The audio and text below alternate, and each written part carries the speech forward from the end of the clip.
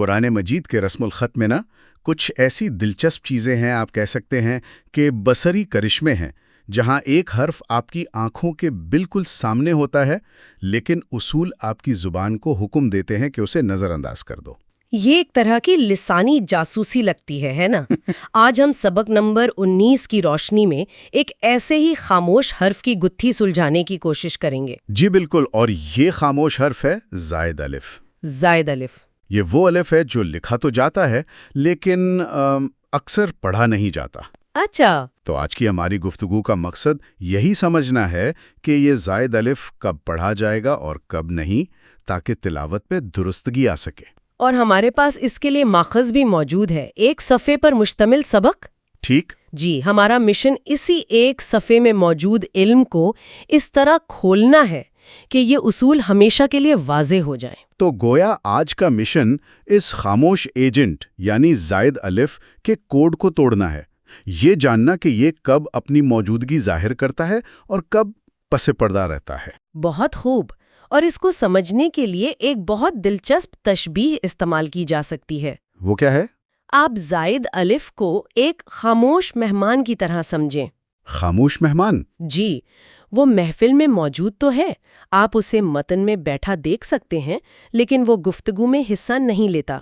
زیادہ تر وقت وہ بالکل خاموش رہتا ہے۔ اچھا۔ لیکن کچھ خاص موقعوں پر وہ صرف تب بولتا ہے جب محفل جلدی ختم ہو جائے، یعنی جب آپ اس لفظ پر وقف کریں۔ اور اگر محفل چلتی رہے یعنی وصل کریں؟ تو وہ خاموش رہتا ہے اور دوسرے حروف کو بات کرنے دیتا ہے۔ واہ، خاموش مہمان! اس سے تو یہ سمجھ آیا کہ ہمیں صرف حروف کو نہیں بلکہ ان کے بیچ کی خاموشی کو بھی سمجھنا ہے۔ اچھا، اس سے پہلے کہ ہم گہرائی میں جائیں، کچھ بنیادی اصطلاحات واضح کر لیتے ہیں۔ ضرور۔ سب سے پہلے تو زائد الف، یعنی وہ اضافی الف جو لکھا جاتا ہے لیکن اکثر پڑھا نہیں جاتا۔ ٹھیک ہے۔ دوسری اصطلاح ہے وقف، جس کا مطلب ہے کسی لفظ پر سانس لینے کے لیے رکنا۔ اور وصل؟ وصل یعنی بغیر رکے اگلے لفظ سے ملا کر پڑھنا۔ اور سب سے اہم وہ بصری علامت جو اس زائد الف کی نشاندہی کرتی ہے۔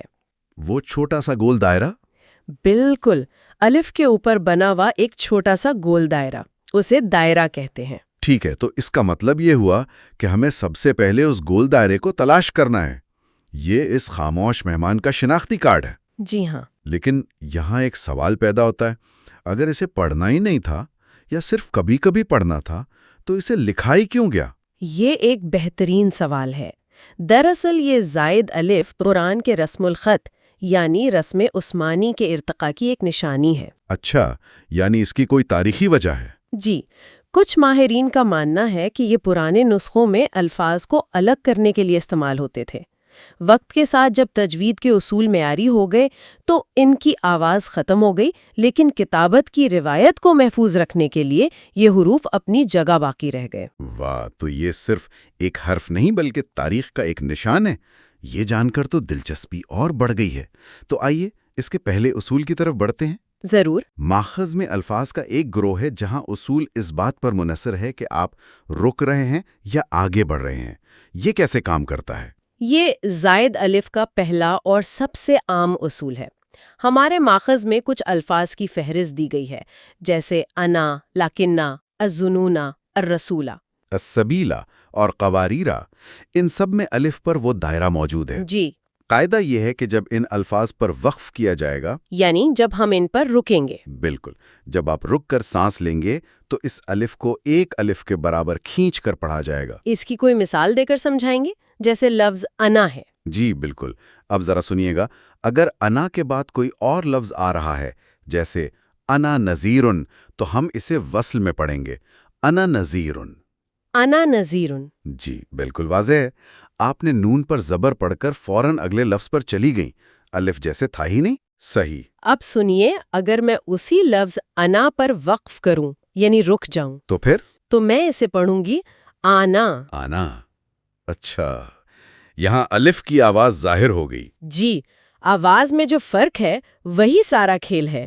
انا نذیرن بمقابلہ آنا۔ اور یہی اصول اس فہرست کے باقی الفاظ پر بھی لاگو ہوگا، جیسے الرسولہ؟ بالکل، الرسولہ پر رکیں گے تو الرسولہ پڑھیں گے، لیکن اگر آگے ملا کر پڑھیں گے جیسے الرسولہ وقالو تو صرف لام پر زبر پڑھ کر آگے بڑھ جائیں گے۔ یہ تو سمجھ میں آتا ہے، رکنے پر آواز بدل جائے، لیکن کیا کچھ مہمان ایسے بھی ہیں جو اتنے شرمیلے ہیں کہ کبھی بھی نہیں بولتے، چاہے محفل ختم کیوں نہ ہو جائے؟ ہاں آپ نے بالکل صحیح پکڑا، یہ زائد الف کی دوسری قسم ہے، اور یہ وہ مہمان ہیں جو محفل میں شروع سے آخر تک خاموش بیٹھے رہتے ہیں۔ اچھا، ان الفاظ میں موجود زائد الف نہ تو وقف کی صورت میں پڑھا جاتا ہے اور نہ ہی وصل کی صورت میں، یہ ہمیشہ اور ہر حال میں خاموش رہتا ہے، یعنی یہ کبھی بھی نہیں پڑھے جائیں گے؟ کبھی بھی۔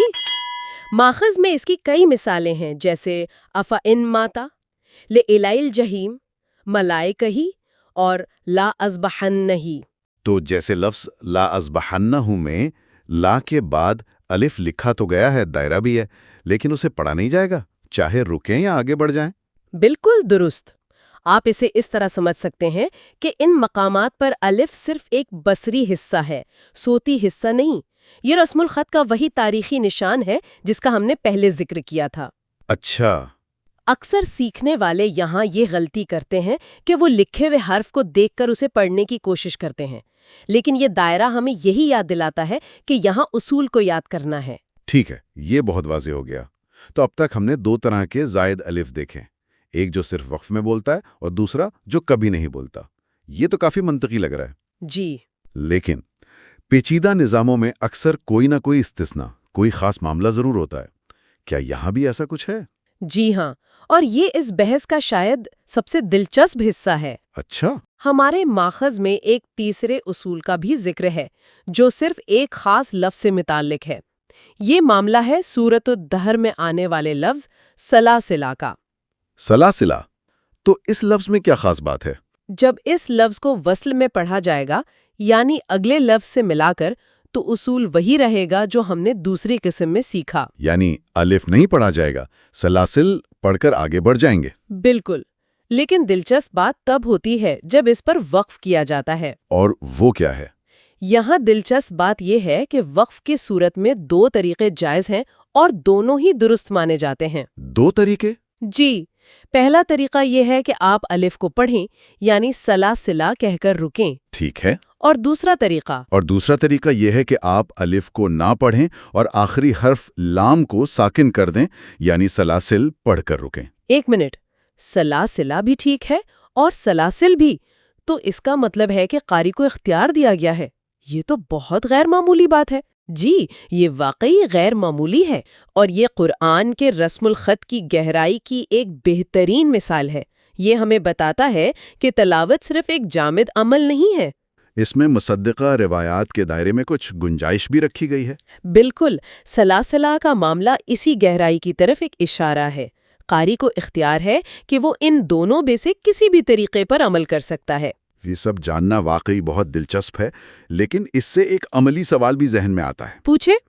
کہیں ایسا نہ ہو کہ کوئی شخص اب قرآن میں ہر الف کو شک کی نگاہ سے دیکھنا شروع کر دے کہ بھئی یہ زائد تو نہیں، اس سے کچھ غلط فہمیاں بھی تو ہو سکتی ہیں۔ آپ کا سوال بہت اہم ہے، کیونکہ حد سے زیادہ احتیاط بھی غلطی کا سبب بن سکتی ہے، اور ہمارا ماخذ اس کا بھی جواب دیتا ہے۔ وہ کیسے؟ ایسا بالکل نہیں ہے کہ ہر الف مشکوک ہے۔ زائد الف کی واحد اور مستند نشانی وہی چھوٹا گول دائرہ ہے۔ اگر کسی الف پر یہ دائرہ نہیں ہے تو وہ اصلی الف ہے اور اسے ہر حال میں پڑھا جائے گا، شک کی کوئی گنجائش ہی نہیں۔ اچھا، تو ماخذ کے آخری حصے میں جو الفاظ دیے گئے ہیں جیسے علیہ الآیات، اکابرہا، للایتام، یہ اسی غلط فہمی کو دور کرنے کے لیے ہیں؟ جی بالکل، یہ مثالیں فالس پازیٹیو سے بچنے کے لیے دی گئی ہیں۔ ان الفاظ میں بھی الف موجود ہے، لیکن آپ دیکھیں گے کہ ان کے اوپر کوئی گول دائرہ نہیں ہے۔ یعنی یہ الف اصلی ہیں، زائد نہیں؟ درست، یہ کلمے کا حصہ ہیں اور ان کی اپنی آواز ہے جسے ہمیشہ پڑھا جائے گا، چاہے آپ وقف کریں یا وصل۔ یہ مثالیں اس لیے ہیں تاکہ قاری کا ذہن بالکل صاف ہو جائے۔ دائرہ ہے تو اصول لاگو ہوگا، دائرہ نہیں ہے تو الف کو معمول کے مطابق پڑھا جائے گا۔ تو خلاصہ یہ ہوا کہ ہمیں صرف اس چھوٹے دائرے پر نظر رکھنی ہے۔ اگر وہ موجود ہے تو سوچنا ہوگا کہ یہ پہلی قسم کا مہمان ہے جو صرف وقف میں بولتا ہے، یا دوسری قسم کا جو کبھی نہیں بولتا، یا پھر سلاسلہ کا خاص معاملہ ہے۔ اور اگر وہ دائرہ نہیں ہے تو الف کلمے کا ایک فعال اور لازمی حصہ ہے جسے ہر حال میں پڑھنا ہے۔ آپ نے بالکل صحیح خلاصہ کیا ہے۔ سارا کھیل اسی ایک بصری علامت کا ہے۔ بہت خوب، تو آج کی اس تفصیلی گفتگو کو سمیٹتے ہیں۔ ہم نے زائد الف کی 3 اہم حالتوں کو سمجھا ہے۔ پہلی، وہ الف جو صرف وقف کی حالت میں پڑھا جاتا ہے، جیسے انا۔ دوسری حالت جہاں زائد الف کبھی نہیں پڑھا جاتا، نہ وقف میں نہ وصل میں، جی۔ اور تیسری سلاسلہ کی خاص اور منفرد مثال ہے، جہاں وصل میں الف خاموش ہے لیکن وقف کی صورت میں 2 طریقے جائز ہیں۔ اور ہم نے یہ بھی واضح کیا کہ اصلی الف اور زائد الف میں فرق کرنے کی کلید وہ چھوٹا سا گول دائرہ ہی ہے۔ بالکل، یہ چھوٹی چھوٹی باریکیاں ہی تو ہیں جو ایک عام پڑھنے والے اور ایک ماہر قاری میں فرق پیدا کرتی ہیں۔ در حقیقت زائد الف کے ان اصولوں پر مہارت حاصل کرنا محض رسم الخط کی سطح سے آگے دیکھنے کے مترادف ہے۔ یہ ہمیں ایک گہری بات یاد دلاتا ہے۔ وہ کیا؟ یہ ہمیں یاد دلاتا ہے کہ قرآن کی تلاوت ایک زندہ روایت ہے۔ یہ صرف کاغذ پر لکھے حروف کو پڑھنا نہیں ہے۔ جو ہم دیکھتے ہیں وہ ہمیشہ وہ نہیں ہوتا جو ہم کہتے ہیں۔ ہاں، سینہ بسینہ منتقل ہونے والی صوتی روایت لکھے ہوئے حرف پر فوقیت رکھتی ہے۔ یہ اس بات کا ثبوت ہے کہ تلاوت کا اصل حسن صرف حروف میں نہیں بلکہ ان کے درمیان موجود تعلق اور بہاؤ میں پوشیدہ ہے۔